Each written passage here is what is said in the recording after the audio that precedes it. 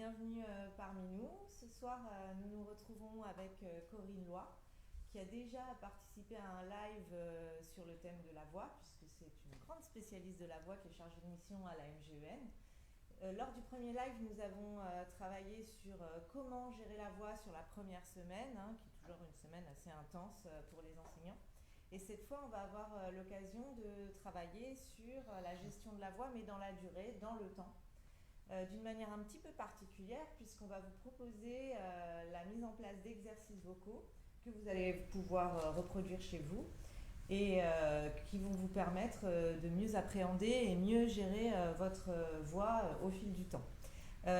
Si vous êtes avec nous ce soir, peut-être avez-vous eu l'occasion de remplir le petit questionnaire qui a été conçu par Corinne pour justement commencer à réfléchir à sa voix, à la manière dont on la pratique et on l'utilise en classe. Si ce n'est pas le cas, si vous n'avez pas eu le temps de répondre à ce questionnaire, aucun problème pour suivre tout de même le live. Vous avez peut-être aussi eu l'opportunité d'aller sur Vocalize pour faire ne serait-ce que les 5 premières minutes qui vous permettent de faire votre carte d'identité vocale. C'est un exercice qui est assez intéressant. Alors Vocalize, c'est une application que vous pouvez télécharger très facilement sur votre portable, gratuite, et qui va vous permettre donc une première impression sur ce qu'est notre voix et ensuite un coaching vocal, n'est-ce pas? Tout à fait. Voilà.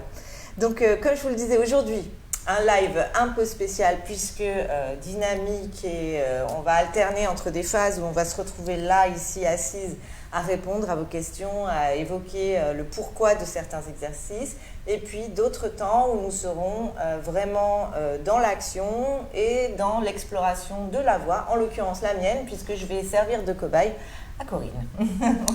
Voilà, bonjour à tous. Donc comme le dit Peggy, effectivement, ça va être une soirée extrêmement pratique, extrêmement concrète. J'ai extirpé certaines problématiques qui sont récurrentes et que vous rencontrez tout le temps. Et donc, on va vous proposer quelques exercices qui devraient vous permettre de rester en bonne forme vocale. Simplement, voilà, ce sont des exercices qu'il faut pratiquer régulièrement. Vous allez voir, ma foi, que c'est toute une aventure. Au début, il faut pratiquer ces exercices seul chez vous, tranquillement. Et puis, quand vous aurez un peu l'habitude de les pratiquer, eh bien, il est quand même conseillé de les faire le plus souvent possible. C'est pas le temps que vous allez mettre à les faire, c'est ce qui est important, c'est la récurrence, c'est-à-dire de les faire souvent.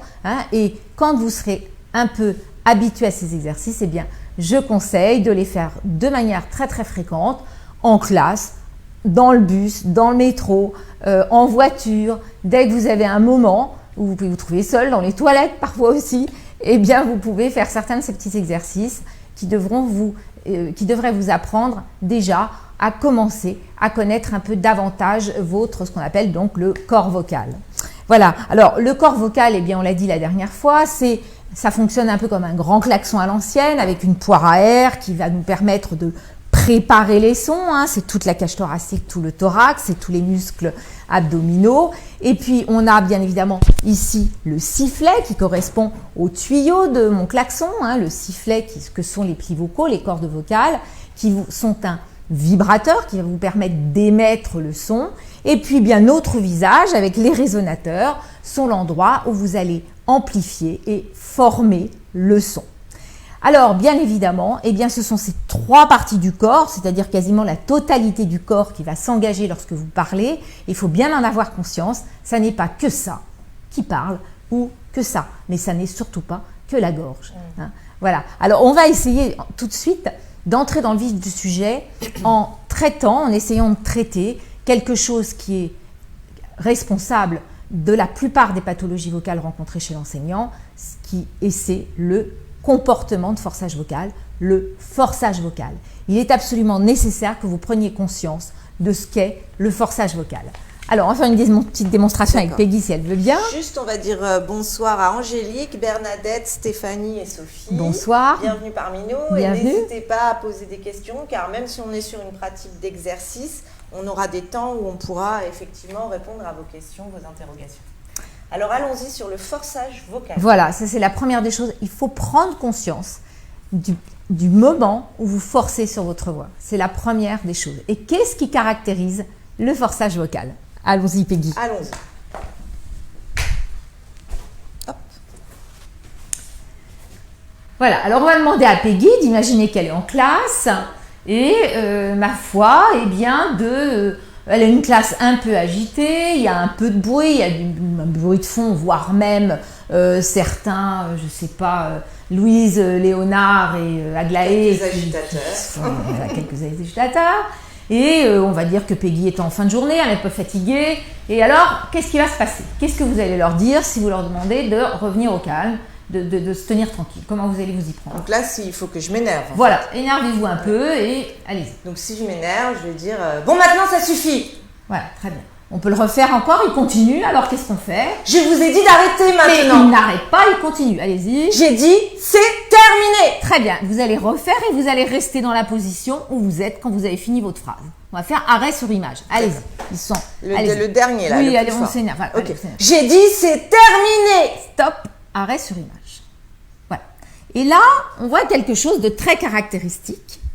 On voit donc un sujet qui avance la tête vers l'avant, qui a donc la nuque un peu vers l'avant, la tête légèrement vers le haut, le menton vers le haut, et qui est, ma foi, avec le torse qui va vers l'avant. Ok? Allez-y, revenez. Très bien. C'est inconfortable, effectivement. C'est inconfortable. Quand on fait un arrêt, on se rend compte que c'est inconfortable. Ouais. Alors, on va continuer, par exemple, je ne sais pas, lisez, tenez, lisez ça. Voilà, syntaxe et clarté de la pensée. Parfait. On est là pour ça. Donc je le lis en m'imaginant quelle situation? Eh bien, une situation, ma foi, où la classe est semi-attentive et que... alors, ça ne se passe jamais, je sais, pour les enseignants du premier degré. Ça pourrait se passer si vous étiez enseignante du second degré, professeur de lettres. On va imaginer que vous êtes professeur de lettres voilà, et vous lisez quelque chose un peu à voix haute, comme ça, de manière à vous faire entendre. Alors, du grec syntaxis, ordre, arrangement, coordination.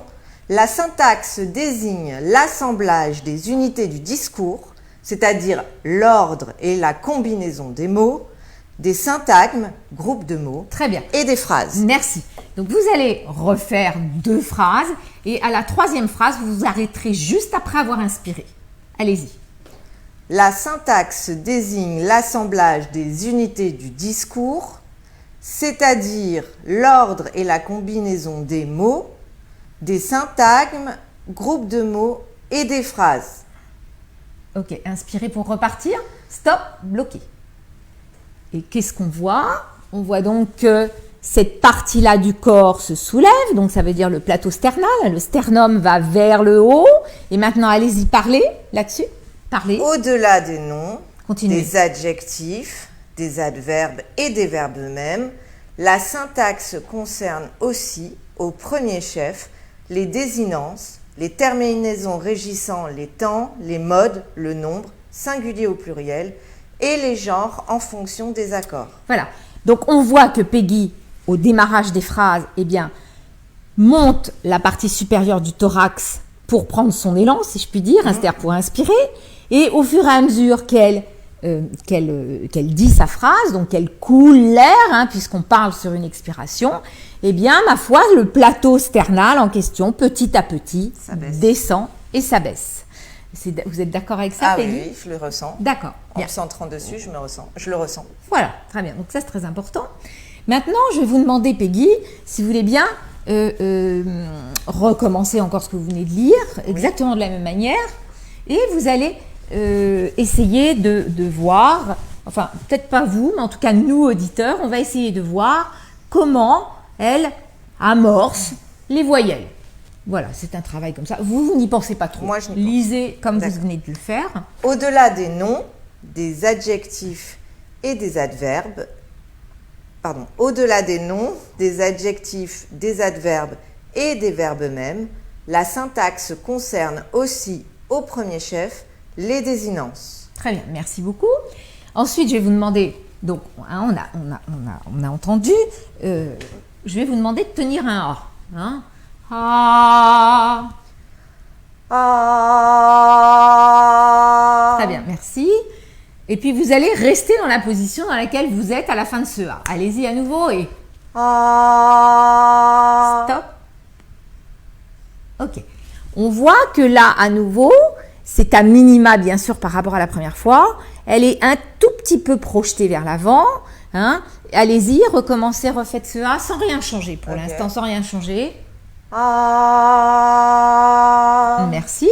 Elle a toujours un tout petit peu avancé la tête, mais un peu moins, évidemment, parce que je viens de pointer, le problème. Bon, voilà. Alors, on va lui demander peut-être de, ma foi, vraiment sortir d'elle et dire Arlette, ça suffit, par exemple. Hein, allez-y. Et Arlette, ça suffit. Et elle reste, encore une fois. Et, Arlette, ça suffit.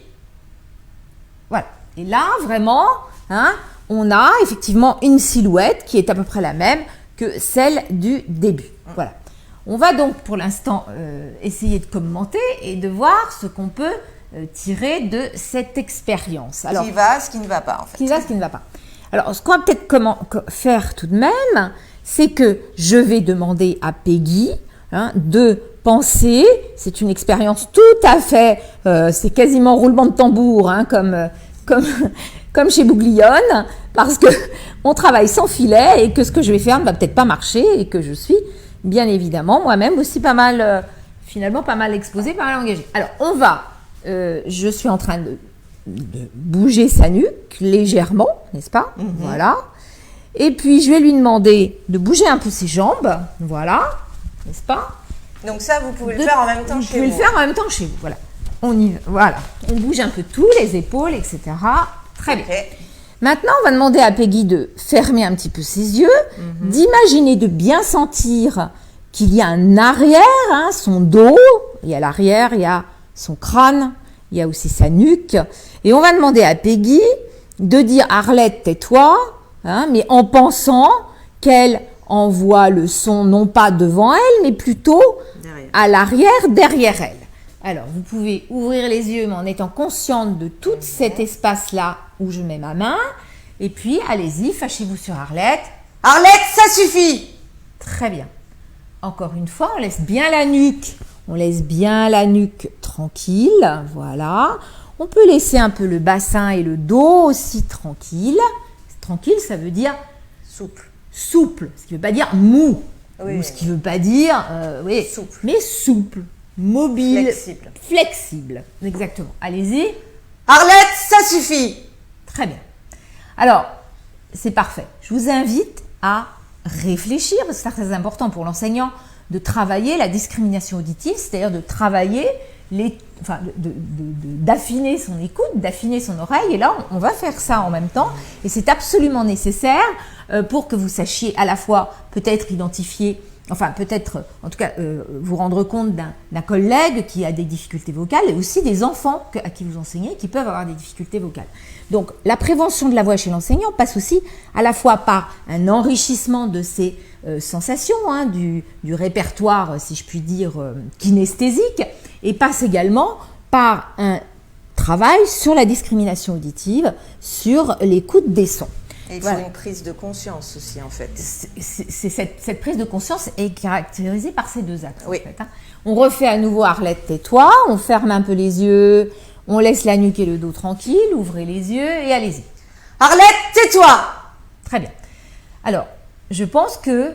est-ce que pour vous, d'ailleurs, il y a un changement dans ce que vous faites? J'ai l'impression que c'est moins aigu et que c'est plus puissant.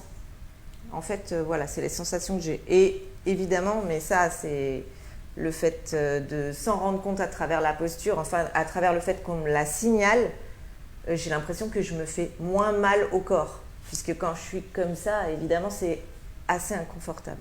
Voilà. Donc ça, merci Peggy. Il est très important, lorsqu'on vous donne des conseils vocaux, qu'on vous demande d'abord ce que vous en pensez. C'est vous qui expérimentez, c'est votre corps qui expérimente et évidemment votre esprit, puisque parler est un geste psychomoteur. Et il est hors de question d'adopter des conseils si vous ne vous sentez pas confortable dans ce qu'on vous conseille.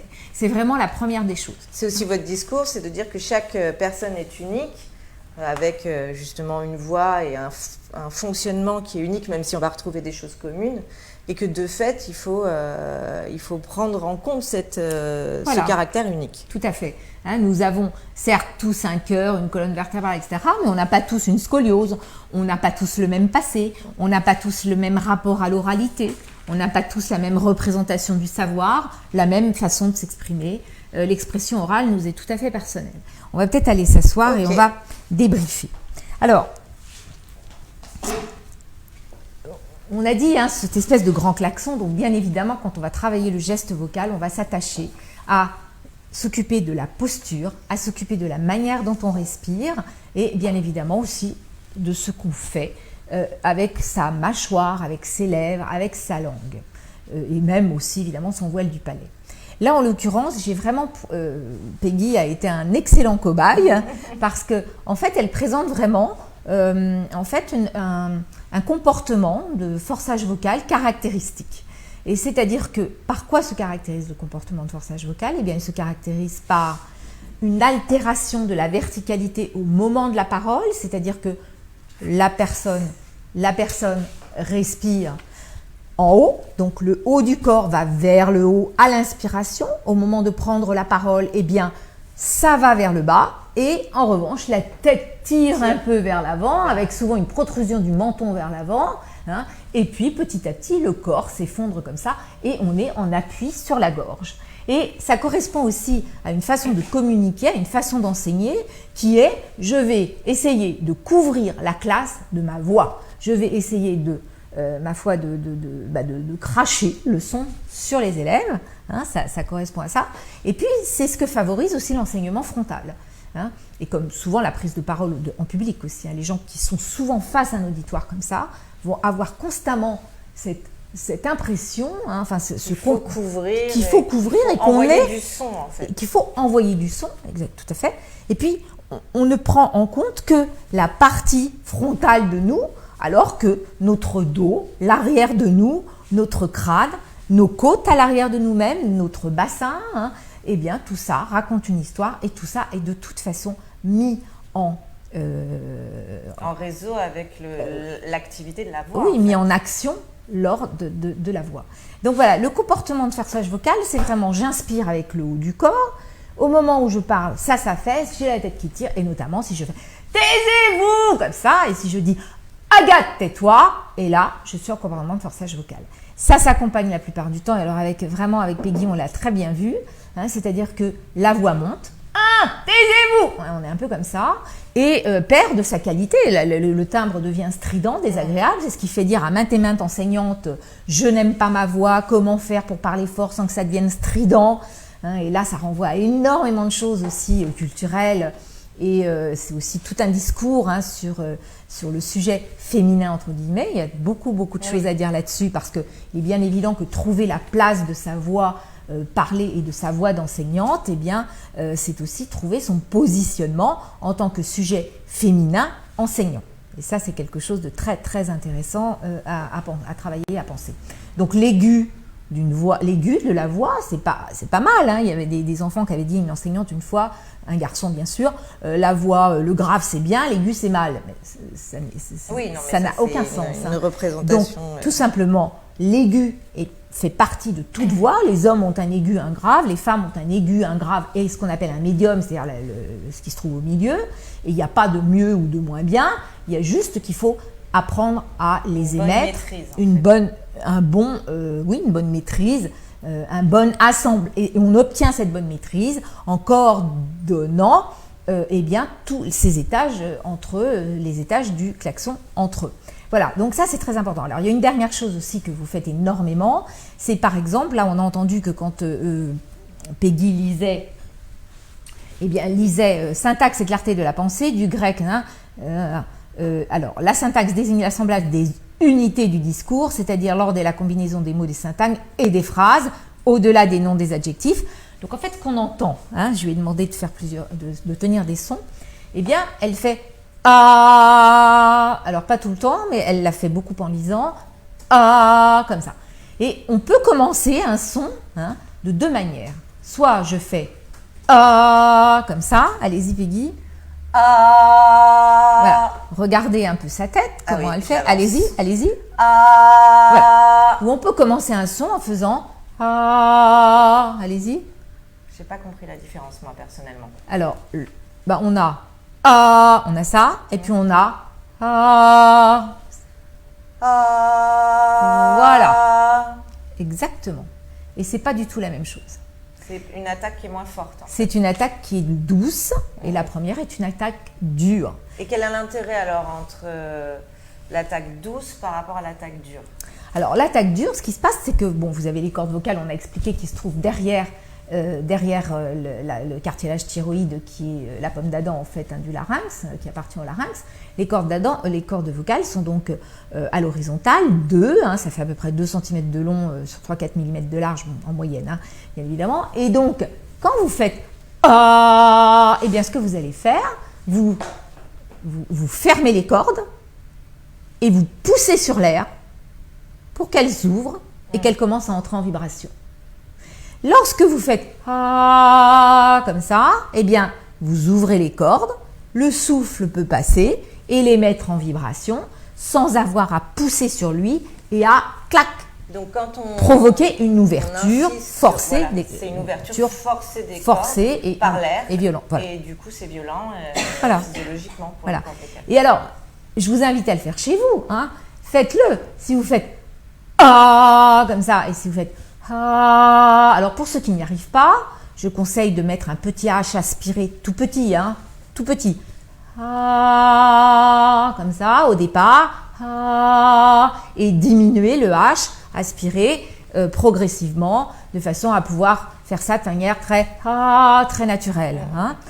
Alors ça fait partie, ça s'appelle un coup de glotte. Ça c'est un coup de glotte et ça fait partie intégrante du comportement de forçage vocal, c'est-à-dire que la plupart du temps, eh bien, quand vous faites eh bien, ce que vous faites, vous inspirez avec le haut de la cage thoracique, vous bloquez l'air, ça contracte ici, ça contracte à l'endroit de l'estomac, par là et un peu plus bas, et vous poussez là.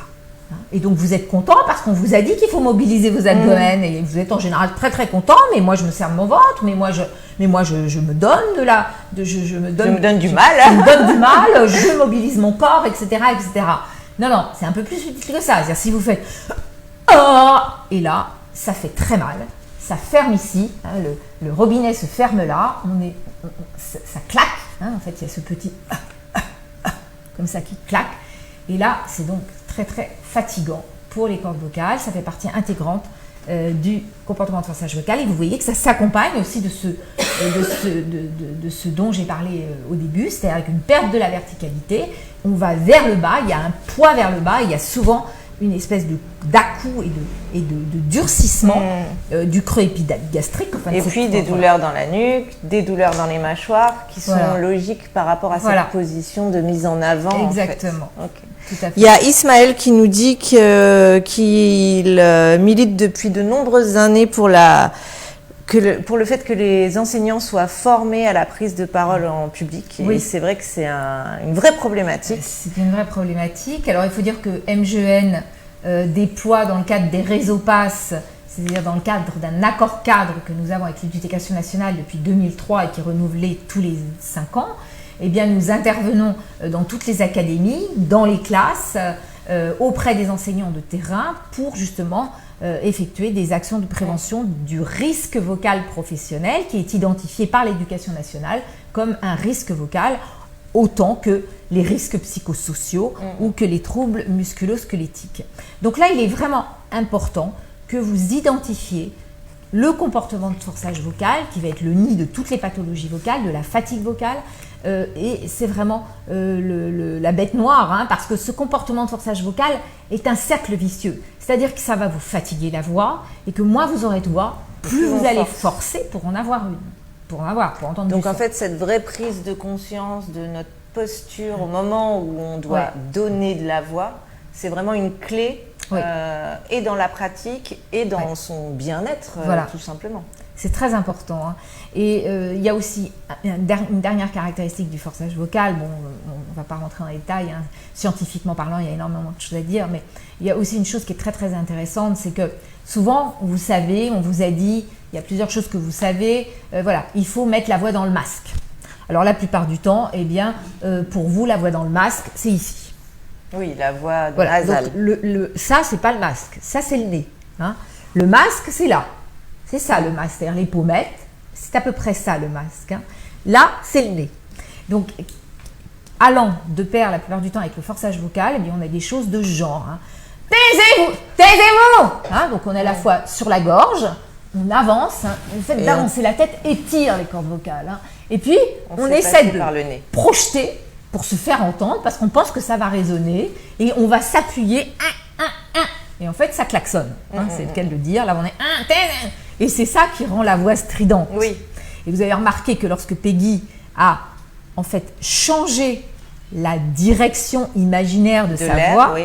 Et de l'air, merci. Ça vous a fait changer la direction de l'air? Bah, c'est plutôt l'impression que moi j'en ai eue. C'était plutôt changer la direction de l'air, oui, plus que du son. Ça, c'est très intéressant. Tant mieux. J'ai vu plus de 100 000 enseignants et il y en a 2 qui m'ont dit ça. Donc ça, c'est très intéressant parce que c'est effectivement... Alors maintenant, on travaille avec ce qu'on ressent. Hein, c'est-à-dire que Peggy ressent ça. Ce qui est très intéressant, c'est si j'avais un autre cobaye, probablement que l'autre cobaye ressentirait autre chose et aurait dit autre chose. Hein. Et donc, il est absolument capital que vous compreniez que la prévention de votre instrument, qui est un instrument extraordinaire, vous demande de cheminer en vous-même et va provoquer une meilleure connaissance de vous, de vous-même. Hein. Et que, là, en tant qu'orthophoniste, on met en évidence, on met en lumière le comportement de forçage vocal qui est assez universel, qu'on retrouve aussi chez les chanteurs, chez les comédiens et donc aussi bien évidemment chez les enseignants, mais chez tous les professionnels de la voix, qui sont beaucoup en frontal, on le retrouve. Mais la manière d'améliorer la voix va, on ne peut pas, j'ai dit ça, j'ai demandé à Peggy d'envoyer à l'arrière d'elle-même. Elle dit c'est le souffle que j'ai pensé envoyer à l'arrière, j'aurais demandé à quelqu'un d'autre, j'aurais certainement eu un autre retour et peut-être pas forcément une amélioration aussi nette que chez Peggy parce qu'on a entendu que du coup le timbre de la voix était beaucoup plus agréable. Oui, plus Comment grave. vous pourriez le qualifier vous Peggy? Qu'est-ce que vous aviez? Moi j'ai trouvé que ce timbre était plus grave et donc plus posé en fait. Voilà. Plus facile à faire. Et plus facile. Oui. Alors, Juste, je vous arrête 2 secondes, Oui. Corinne. On a Stéphane et à nouveau Ismaël qui témoignent de la pertinence des formations proposées par la MGN. merci. Et Sarah qui demande si la posture droite aide à soulager les cordes vocales et rend la respiration un peu plus facile pendant une longue journée de travail. Tout à fait. Mais il faut savoir ce que vous entendez par droit. C'est-à-dire que le droit de l'un ne va pas être le droit de l'autre. Hein. On n'a pas la même colonne vertébrale. Et donc, effectivement, se tenir droit, je sais que vous connaissez, hein, vous les enseignants, on vous a dit, vous connaissez des choses. Bon, se tenir droit, c'est une chose. Mais si je dis, tenez-vous droite pour parler, vous allez vous tenir droite, quoi, 10 secondes? Oui, et puis le naturel reprend. On revient au galop. Voilà. Donc, en fait, très souvent, il faut travailler une posture droite, effectivement, peut favoriser l'émergence d'un souffle adapté à la prise de parole en public, à l'enseignement, mais le souffle total, comme on va tester un peu plus tard, eh bien, le souffle total, et non pas uniquement le souffle abdominal, parce que ça, je sais que vous connaissez aussi, eh bien, le souffle total, lui-même, va favoriser une posture qui sera aussi beaucoup plus favorable. Donc, en fait, c'est un peu, ça va dans les 2 sens. Et il faut là aussi trouver ce qui va vous aider. C'est-à-dire que chez certaines personnes, on va accentuer la rééducation ou l'éducation vocale sur la posture pour faire émerger un souffle qu'on recherche. Hein.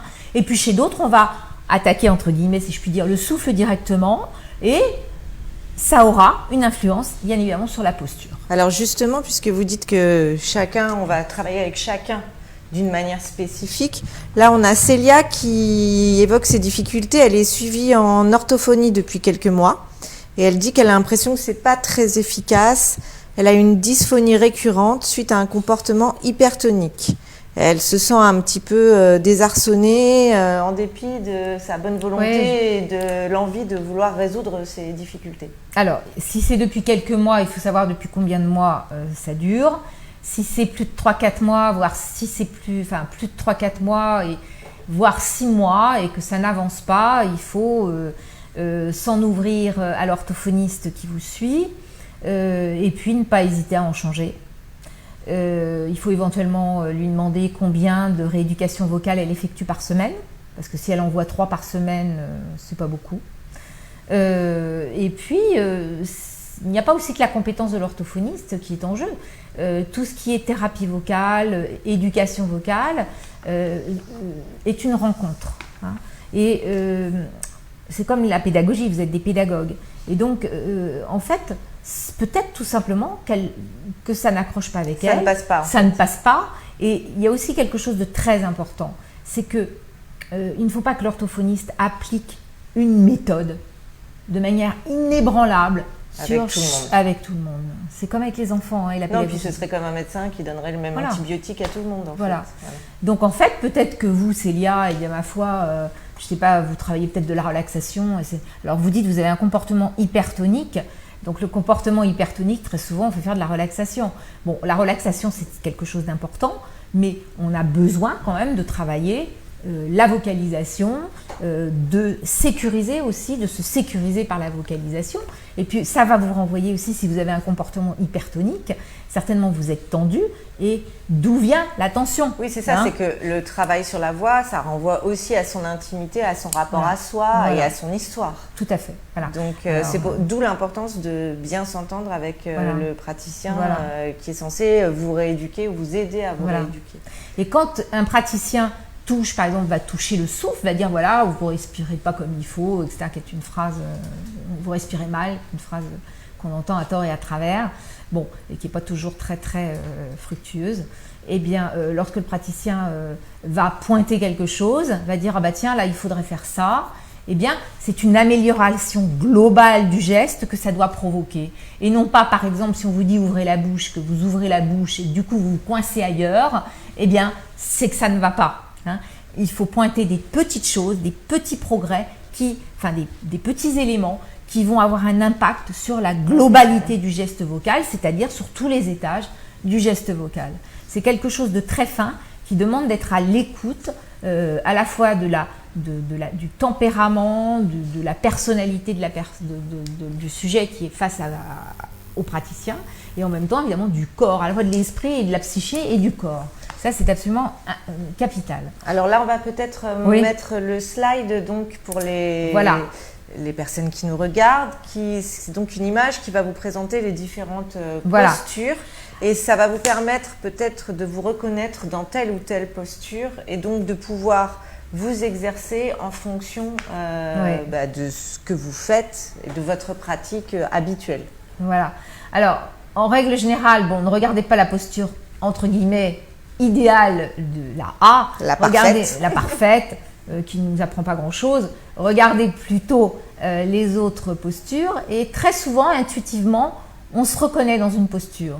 Très souvent, on se dit « Ah bah oui, mince, moi j'ai les épaules qui montent. » Ou alors, très souvent, on se dit « Ah oui, j'ai les genoux. » Alors, c'est souvent les garçons, d'ailleurs, j'ai les genoux verrouillés. Je suis très verrouillée, les jambes très tendues avec les genoux verrouillés. Ou au contraire, ma foi, on a les épaules. Alors ça, c'est très fréquent chez les enseignantes, chez les femmes. On a les épaules qui rentrent et le ventre un peu sorti comme ça. Et on est un peu comme ça, en position hypotonique. Voilà. Alors, il faut essayer. Vous pouvez certainement, il y en a, je pense, nombre d'entre vous qui vont se reconnaître assez facilement dans ces silhouettes. Pour ceux qui ne se reconnaissent dans aucune d'elles, eh bien, ma foi, c'est soit que vous êtes tout à fait au point, soit qu'il faut augmenter la conscience, la prise de conscience et la finesse. Il faut enrichir votre répertoire kinesthésique. Du coup, c'est peut-être quelque chose, ces silhouettes à avoir en tête quand on va aller en classe demain matin ou après-demain et à un moment prendre le temps de s'observer, de dire ah là je suis en train de parler et comment je me tiens, à quelle silhouette je pourrais me raccrocher pour comprendre comment je fonctionne. Voilà. Alice, excusez-moi Corinne, il y a Alice qui dit que depuis son année de stage, on lui dit qu'il faut apprendre à poser sa voix, mais qu'en réalité, elle ne sait pas exactement ce que ça veut dire. Oui, je reprends juste ce que vous venez de dire pour finir. Aïe, aïe, aïe, je crois que j'ai perdu. Ah, voilà. Oui, la prévention de la voix chez l'enseignant, c'est d'abord faire un constat. C'est d'abord aller à la connaissance, c'est grandir en connaissance de comment vous vous utilisez. Et c'est pas... Enfin, moi, ça fait 17 ans d'enseignement. Comment vous utilisez votre corps, comment vous vous utilisez. C'est d'abord la première étape. L'étape, ça n'est pas d'apprendre à faire quelque chose. La plupart du temps, ce qui est important, c'est très souvent de prendre conscience de ce que vous faites et d'arrêter de faire. C'est ça. C'est la première des choses. C'est souvent mettre à plat, j'arrête de faire une chose. J'arrête. C'est juste, j'arrête de faire ça. J'arrête.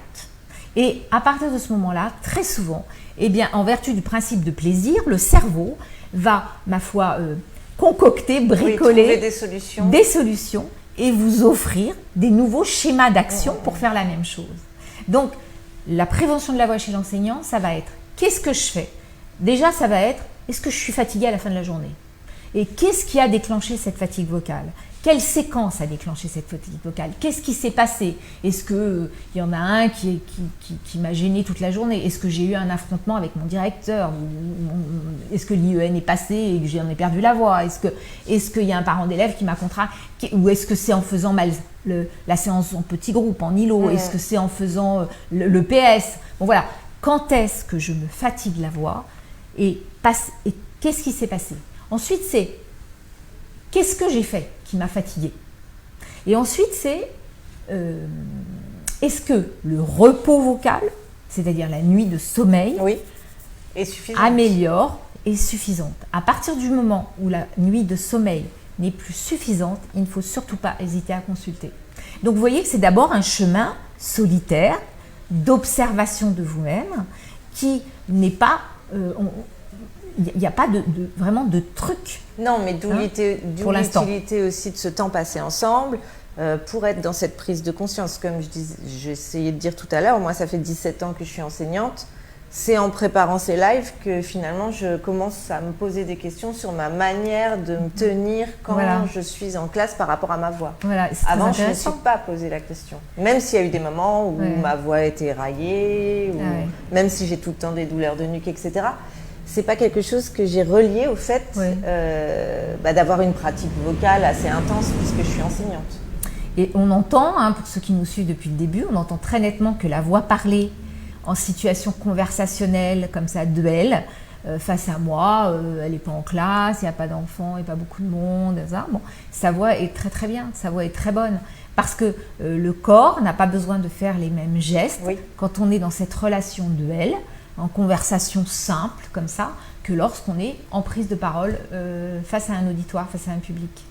Alors, on va peut-être juste passer à la deuxième série d'exercices et on répondra juste après aux questions de Cécile et Aurélie sur le fait de parler trop fort et le fait de placer sa voix. Voilà, le fait de placer sa voix. Placer sa voix, poser la voix, ça veut dire en fait trouver un geste qui va permettre une synergie harmonieuse entre les différents étages, c'est-à-dire entre la résonance, entre la vibration et entre la soufflerie. Et le tout étant maintenu vertical, puisqu'on est des homo sapiens, vertical, voilà. Et poser sa voix, ça ne veut pas dire mettre sa voix quelque part, et surtout pas là. Surtout pas aller là, comme ça, ou alors là, je pose ma voix et je me mets là. Donc placer sa voix, ça veut dire travailler un geste global, toujours penser globalité, un geste global dans lequel vous vous sentirez mieux et le tout en rapport avec la pratique de classe dans les situations de classe les plus à risque vocal. Donc là, on va voir un peu comment entraîner cette voix tous les jours, potentiellement avant les périodes de reprise. C'est-à-dire, vous préconisez avant la reprise de septembre, 15 jours avant les reprises de petites vacances, 2 jours. Et puis après, sur le quotidien, essayez de le faire au moins une fois par jour. je suppose. Oui, c'est-à-dire qu'il faut vraiment penser que voilà, ce sont des muscles. Est-ce que vous iriez faire un grand écart comme ça le matin, vous vous levez à 6h30 ou à 7h, vous sautez en l'air et paf, vous faites comme les cancaneuses, hein, et clac, vous tombez en grand écart et vous vous relevez sans aucun problème. Est-ce que vous iriez le matin, enfin, sans vous être jamais entraîné, vous iriez vous jeter dans un marathon? Ça n'existe pas. Oui, c'est vrai. Ça n'arrive pas. Là, vous avez une musculature, donc vous êtes des marathoniens de la voix avec un temps de parole professionnel de 26 heures sans compter le temps de parole domestique. La musculature se prépare. Et préparer la musculature ne veut pas dire uniquement préparer ses muscles. Préparer la musculature, ça va aussi vous permettre d'entrer, de vous mettre en disponibilité pour enseigner. C'est-à-dire que ça va vous permettre de mettre le corps et l'esprit à disposition de la pédagogie. Au service de ce qu'on veut mener en classe. Oui, parce qu'on peut savoir faire, mais on arrive et pour une raison ou une autre, on a mal dormi, on est contrarié, on est angoissé, anxieux. Il se passe des tas de choses dans la vie qui peuvent faire ça. Et on va être... ça ne va pas s'activer. Oui. Hein, et c'est-à-dire ce qu'il faut travailler. Et c'est pour ça qu'on travaille beaucoup la détente, la relaxation et le souffle. Ce qui est en jeu, c'est votre disponibilité pour laisser émerger ce tout qui va faire de vous un enseignant qui enseignera sans fatiguer sa voix. Et c'est ça qu'on va travailler. Quand on travaille le training vocal, l'échauffement, bon, j'aime pas trop le terme, enfin, quand on travaille ça, eh bien, ce qu'on va travailler aussi, c'est petit à petit le fait de rentrer suffisamment en soi, à l'écoute de soi. Hein. On va travailler aussi ce va-et-vient entre l'intérieur de moi, l'extérieur de moi, c'est-à-dire je suis en contact avec ma classe, mais je ne me perds pas, je reste en contact avec moi. Je ne m'abîme pas. Voilà, je ne m'abîme pas pour sauver l'enfant, parce que c'est souvent ça, hein, je sauve l'enfant. Et je verse le bon lait pour remplir l'enfant de cette nourriture, de savoir, etc. Bon, il y a quand même tout ça derrière la psychologie de l'enseignant, il me semble. En tout cas, le sacrifice de la voix à l'autel de la pédagogie. Eh bien, on doit être prêt à, ma foi, être dans ce va-et-vient qui va être constant entre l'extérieur et l'intérieur. En fait, savoir où placer le curseur. Voilà. On se met aux petits exercices. Alors, on va les faire peut-être ensemble. Hein. Il faut que vous vous mettiez juste là et moi là. Déjà, franchement, ça ne coûte pas cher. Tout le monde peut le faire. Voilà. Et même la vie quotidienne vous aidera à le faire. Donc, on peut déjà, par exemple, quand vous allez vous lever, vous pouvez déjà vous étirer. Vous étirez. Voilà, on s'étire, on bouge le corps. Et on peut bâiller. Voilà, et ça déjà bâiller, ça réveille.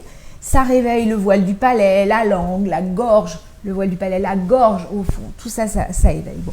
On peut un peu comme ça déjà s'étirer, c'est très très bon hein, pour ceux qui ont envie de bouger un peu les jambes et d'étirer les jambes. Bon, les jambes c'est un peu plus sophistiqué le matin, hein. Mais enfin, en tout cas s'étirer, bâiller. Et on peut bâiller aussi en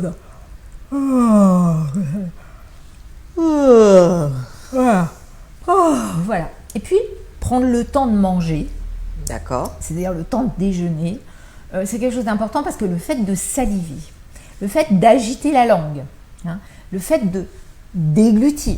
Ça va lubrifier. Ça lubrifie et surtout ça fait marcher. Le fait de déglutir fait marcher le voile du palais, fait marcher la pointe de la langue, fait marcher les mâchoires, fait marcher le fond de la langue qui est très très important dans la... Donc c'est comme un échauffement en fait. C'est quasiment comme un échauffement. D'accord. Donc tout le monde peut le faire. Hein. Donc en fait, double conseil, c'est bien quand même de déjeuner pour tenir la journée. Donc on le fait un peu en conscience, voilà, en mastiquant et voilà pour avoir la sensation de cet échauffement. Voilà, en conscience. Hein, ça c'est okay. Ça c'est vraiment important de ne pas squeezer ce moment. Et même ensuite à midi, quand vous déjeunerez à midi, eh bien, il est très important de mâcher lentement parce que c'est presque déjà comme un travail vocal. Ça mobilise exactement les mêmes structures et les mêmes organes que la parole. Hein.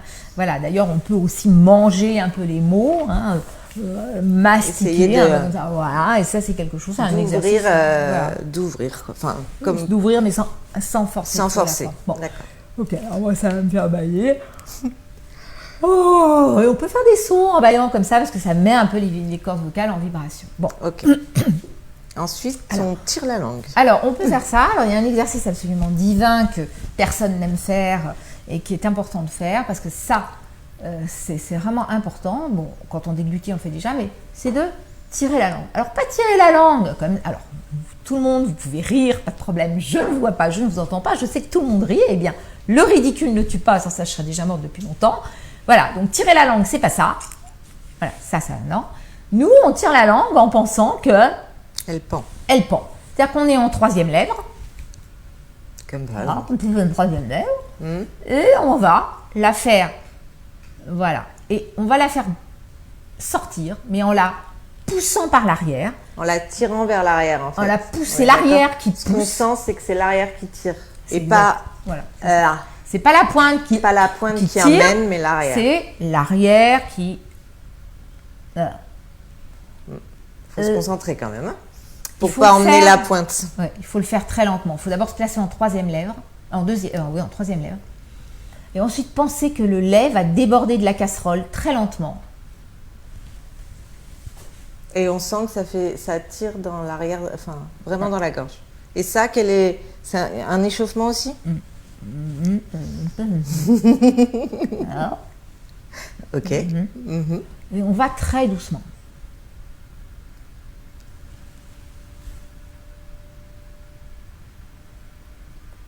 Je crois que ça, c'est une séquence mythique. Voilà. Et maintenant, avalez votre salive, Peggy. Et ben... Qu'est-ce qui se passe? C'est un peu plus libre. Et voilà. C'est-à-dire que ça va ouvrir. Ouais, on sent que c'est plus écarté. Voilà. Voilà. Ça détend. La base de langue, en fait, ça travaille un peu la base de langue, c'est-à-dire l'arrière de la langue, est très très importante, c'est vraiment qu'elle soit détendue, fluide, etc.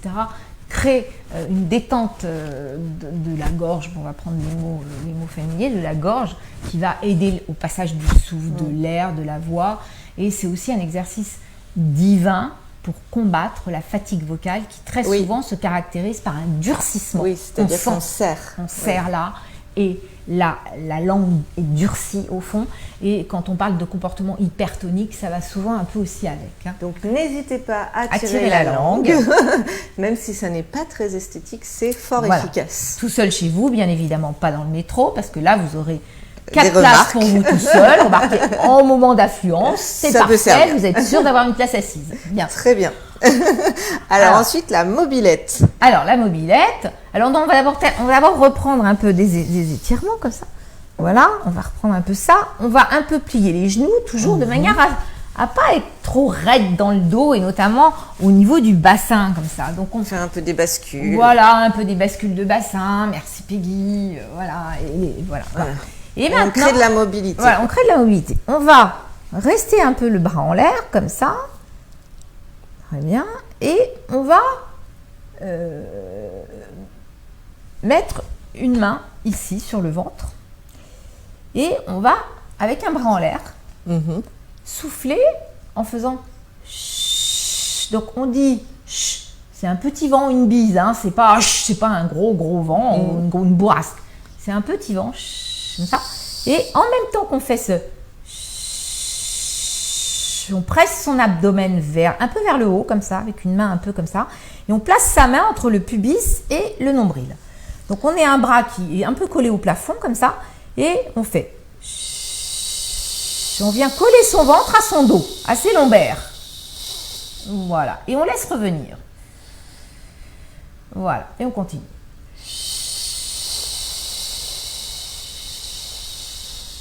Et on laisse revenir.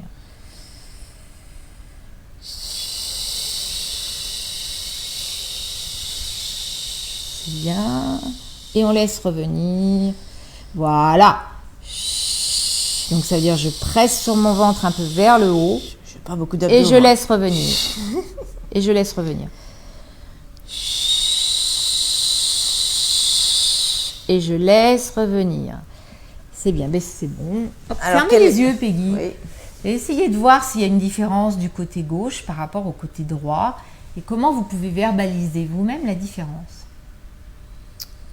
Là, je sens que c'est plus détendu que là. D'accord, ok. Et qu'est-ce qui se passe au niveau du souffle, peut-être? Franchement, ça, j'ai du mal à ressentir. D'accord. On va faire le côté gauche, donc on fait à peu près la même chose, c'est-à-dire qu'on change, on met le bras, alors Peggy c'est droit, moi c'est gauche, et puis on fait la même chose ici.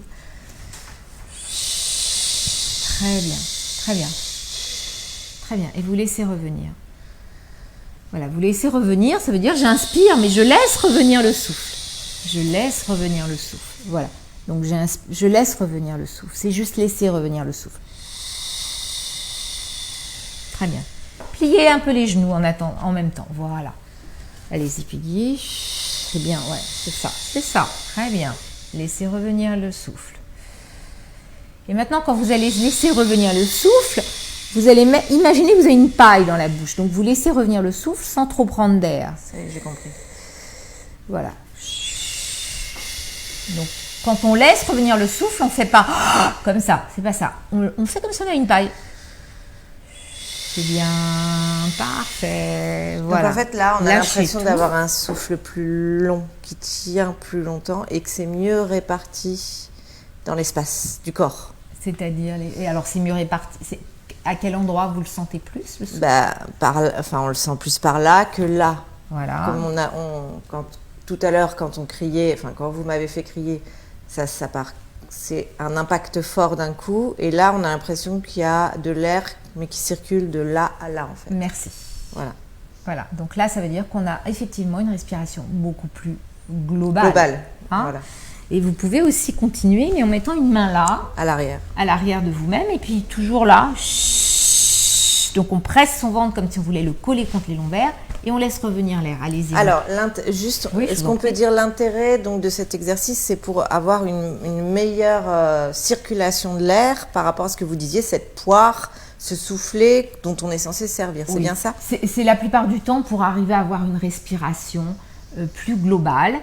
Et alors attention, ça veut dire à la fois une respiration basse, hein, ça veut dire donc une respiration qui va mobiliser le ventre, mais aussi une respiration latérale qui va mobiliser les côtes avec le dos, et on a là. Hein. Et global, ça mobilise aussi le haut.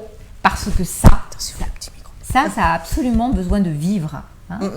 Et alors, on a beaucoup, évidemment, d'enseignants qui savent ce que c'est que la respiration abdominale. Ils me disent, ah bah oui, la respiration abdominale. Oui, je respire avec le ventre, je gonfle, je dégonfle. Voilà, bon. Et ça donne des gens qui ont tendance à faire ça, comme ça. Et puis, bon, bah, avant de respirer, ils font ça. Et puis après, il y a un tel poids là que pour se sortir du poids, que cette espèce de travail du souffle, pas toujours adapté. Oui. Pour certaines personnes, c'est adapté. Attention, hein. Ça va dépendre. Oui, vraiment. ça dépend. Comme on disait, de toute façon, comme on est unique, ça voilà. peut. Mais disons que globalement, c'est pas le plus adapté. Ça sera tellement alourdi, on leur aura dit tellement de respirer avec le ventre qu'ils essaieront de faire un truc comme ça. Et c'est tellement pas finalement physiologique qu'au bout d'un moment, c'est tellement lourd qu'ils font ça. Et là, ils sont plus. En fait, ils pensent faire de la respiration abdominale, mais Au contraire, ils ont tout basculé vers le haut. haut. Donc, on n'est plus dans cette respiration globale qu'on recherche. Voilà, il faut une respiration pour, totale. réussir à poser, comme le demandait une collègue tout à l'heure, sa voix, il faut essayer d'être dans une respiration qui est plus globale. Voilà. Et quand on va parler, hein, on va refaire un test avec Peggy. On va lui demander de laisser venir le souffle comme ça, global. Alors ici, un peu aussi. Ah, ah. Voilà. Laissez revenir. Ah, ah.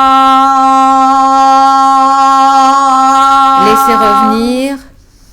Voilà. Alors là, ce qu'elle fait, c'est qu'elle cherche à prendre trop d'air. Donc, c'est pas trop la peine. Laissez bien la nuque tranquille. Voilà. Laissez bien la nuque tranquille. Et ayez toujours l'impression que vous êtes à l'arrière du crâne. Hein. Voilà. Donc, on laisse venir l'air. Pas trop d'air. Prenez une petite paille. À peine. Ah,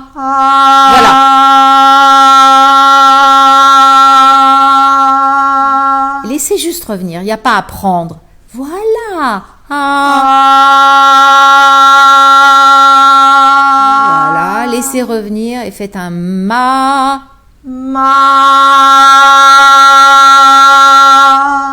Ok. Il y a juste à laisser venir l'air. Hein, ça demanderait. Et on force pas l'inspiration non plus en Il y se a pas disant à il me faut tirer beaucoup l'air. d'air pour pouvoir le faire. Non. Il y a surtout à penser une direction qui est plus en arrière chez vous. En tout cas, ça a l'air de porter ses fruits. Puis, il ne faut pas chercher le son. Ok. Le son est en nous.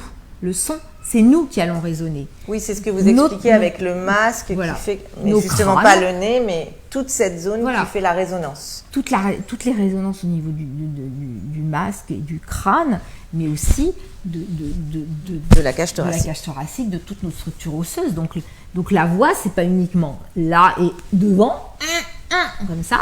C'est à la fois tout ça là et puis tout ça. Alors, est-ce qu'on proposait un dernier exercice parce qu'après on va Alors, donc, on va répondre à quelques questions et ce sera fini. Oui, Eh oui. donc on peut faire par exemple des choses du genre. Alors, on essaie de faire ça avec toujours son souffle. Donc, vous pouvez mettre une main là, Peggy, et une autre. Donc, on laisse venir l'air, et on relâche. C'est dur. Il faut passer un peu les. Voilà. La lèvre. Moi, j'y arrive pas. Mouillez un peu les lèvres. La mobilette, voilà.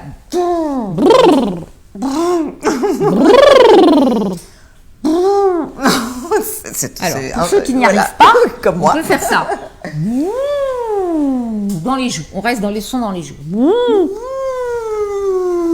Voilà. Prenez peu d'air. Voilà, ça c'est bien. Ça suffit, Peggy. Ça suffit. Et vous remarquez que la partie première qui bouge, c'est son ventre, mais on a aussi un peu quelque chose qui se passe ici. Ça n'est pas immobile. Et elle reste haute de là quand elle expire et qu'elle parle. Allez-y. Restez haute là. Et c'est en bas que ça. Voilà, merci. Voilà. Il n'y a pas à appuyer là, à faire en appuyant là. Là, on est en forçage vocal. Donc, on fait le vent. Donc ça, c'est un bon exercice d'entraînement. Oui. Est-ce qu'on peut le faire aussi assis en classe, je sais pas, pendant la récré, dans sa voiture? C'est quelque chose qu'on peut faire. Oui, tout à fait. Il faut d'abord faire les exercices chez soi au calme, rôder un peu tout ça, et puis après, quand on a acquis cette sorte de gymnastique, on peut le faire dans d'autres endroits. Tout à fait. Ok, on va juste retourner à nos chaises pour voir si on peut répondre à quelques questions. J'ai perdu mon micro. Hop, je vous le raccroche. Attention. Et voilà. Merci. Donc Célia, qui est suivie par une orthophoniste, précise sa situation. Elle est suivie depuis la fin d'année scolaire dernière.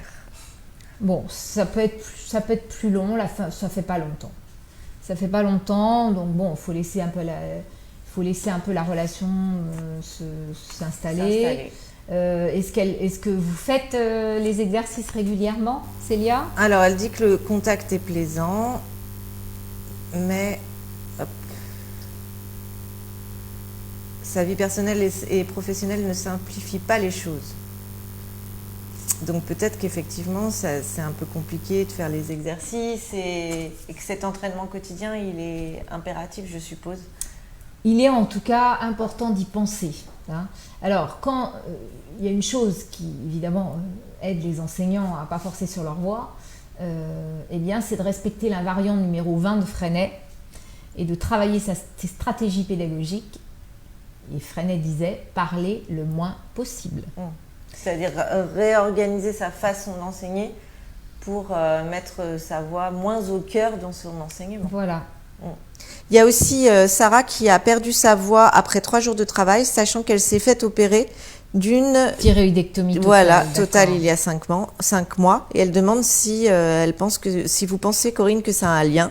Ah oui. Ou pas. Ah, après 3 jours de travail. Oui, donc elle a perdu sa voix. Elle a été opérée il y a 5 mois. Et est-ce que est-ce que vous pensez que ça a un lien ou ce serait plutôt lié au fait qu'elle utilise mal sa voix en classe?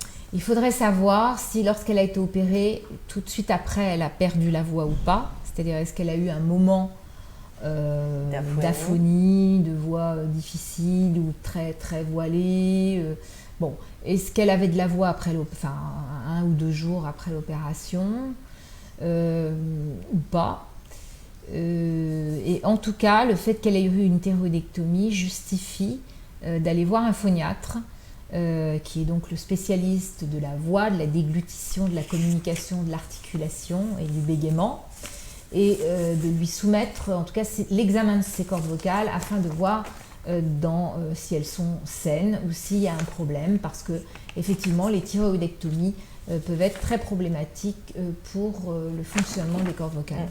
Donc, allez consulter un phoniatre. D'ailleurs, ou un ORL, vous vouliez un peu conclure sur ces conseils concernant donc la possibilité d'aller voir des spécialistes quand on se sent fatigué, quand on se sent en forçage vocal, puisque maintenant on a appris à le repérer.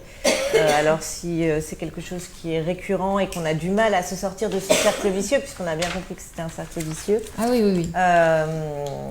on peut donc aller voir un orthophoniste, un phoniatre. Voilà, il faut d'abord, alors le parcours, c'est d'abord évidemment d'aller voir son médecin généraliste. Si le médecin généraliste n'accepte pas de donner accès libre, vous êtes des professionnels de la voix. Vous devez donc avoir un accès libre aux spécialistes qui s'occupent des problèmes de voix, que sont d'abord le phoniatre, ensuite l'ORL. Quand il n'y a pas de phoniatre, puisqu'il n'y en a pas beaucoup, il faut aller voir l'ORL. Le phoniatre, je viens de le dire, l'ORL, c'est le spécialiste du nez, otorhinolaryngologiste, et le spécialiste de la gorge, du nez et des oreilles. Bon. Est-ce que c'est l'ORL qui repère les nodules, puisqu'il y a une collègue, Sophie, qui, elle, a eu des nodules et qui demande si c'est... En fait, si ça peut être entraîné par le forçage vocal. Mais tout à fait. Le nodule, les nodules, ce sont des lésions qui sont entraînées par des traumatismes répétés, des traumatismes phonatoires répétés à intensité forte, qui sont très fréquentes chez les enseignantes toniques, volontaires. C'est souvent des femmes qui ont du tempérament, les enseignantes, et donc c'est souvent c'est chez ces personnalités-là qu'on va trouver des nodules. Donc effectivement, le forçage vocal, la plupart du temps, vient d'un comportement de forçage ou d'un malmenage, ça existe aussi, d'un malmenage vocal, et il y a aussi le surmenage vocal qui est l'utilisation abusive de la voix, sachant que l'abusif n'est pas le même chez les uns ou les autres. Chez les autres. Il y en a qui peuvent parler 5 heures sans problème et d'autres qui parleront 3h30 et qui seront épuisés. Donc voilà, il faut vraiment apprendre à se connaître. Donc se connaître, si on repère des signes d'alerte et qu'ils durent et qu'on n'arrive pas à se rééduquer par le biais des exercices, par exemple, qu'on vient d'évoquer, on consulte. On consulte donc son médecin généraliste et on demande un accès libre en tant que professionnel de la voix à un spécialiste. Il faut bien préciser à votre généraliste qu'une opération des cordes vocales, une opération des cordes vocales, c'est 1 mois d'arrêt de travail minimum, de la rééducation en préopératoire, de la rééducation en post-opératoire, une anesthésie générale. Et docteur, ça revient très cher à la sécurité sociale. Donc, docteur, prescrivez-moi un accès libre, autorisez-moi l'accès libre au spécialiste. Et ce sont les spécialistes qui vont examiner le larynx et qui vont eux-mêmes prescrire une rééducation ou une éducation vocale auprès d'une orthophoniste. Il faut savoir que l'orthophoniste, il faut la choisir spécialisée en voix, ce n'est pas la plupart du temps le généraliste qui va vous donner le bon contact orthophonique, parce que le médecin généraliste a l'habitude de conseiller des orthophonistes qui ne s'occupent que des troubles du langage écrit ou oral chez l'enfant, et ces orthophonistes-là, très souvent, ne font pas de voix. Donc ceux qui connaissent très bien les orthophonistes qui font de la voix, ce sont les ORL et les phoniatres. Et il n'y en a pas forcément tant que ça. Donc pour éviter de perdre votre temps, il faut tout de suite aller chez une orthophoniste qui fait beaucoup de voix. Oui. C'est pas un patient par donc semaine ou un patient par mois. Orthophoniste, on va essayer de sélectionner en fonction de sa spécialisation. En fait. Elles sont toutes habilitées à le faire. Oui, mais elles ne le pratiquent pas toutes. Mais il faut que ce soit des praticiennes qui vraiment ont une connaissance de ça. Et puis une orthophoniste aussi, quand vous allez chez le kiné pour le genou, vous allez apporter la radio. Oui. Et bien là, c'est pareil. Quand vous allez voir l'orthophoniste pour des problèmes de voix, il faut arriver avec votre photo. Hein.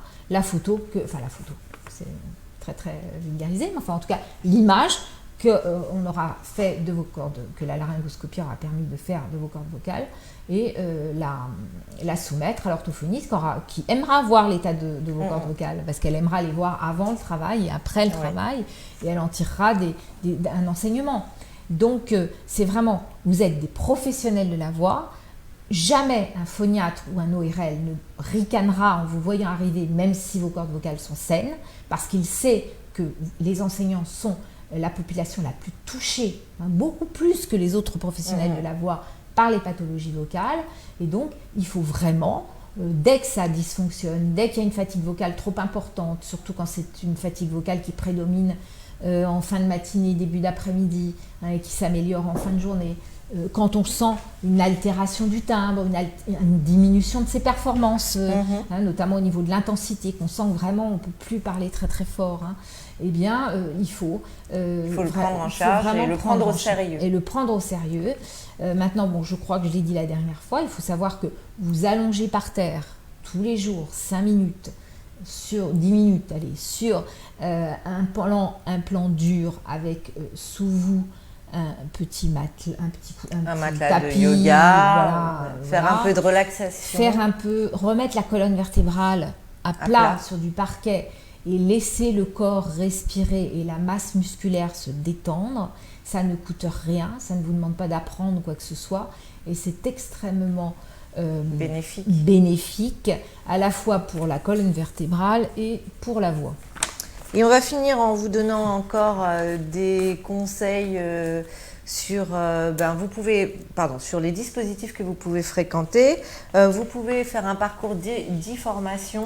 Alors, nous avons effectivement, avec votre employeur, l'Éducation nationale, MGEN, a créé un parcours hybride de e-formation, qui se décline en 6 heures. 3 heures de présentiel, 3 heures de distanciel, et ce parcours est hébergé sur la plateforme numérique d'enseignement à distance de l'Éducation nationale qui s'appelle Magister. Donc ça s'appelle Optimiser et protéger sa voix.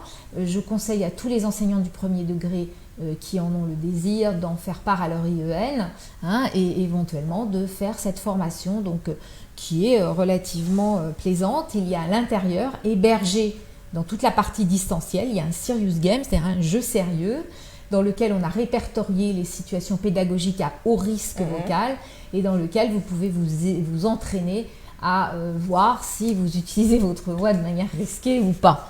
Voilà. Et je le répète, n'hésitez pas à télécharger aussi l'application Vocalise, parce que ce qui est intéressant, c'est que là, vous avez un coaching vocal.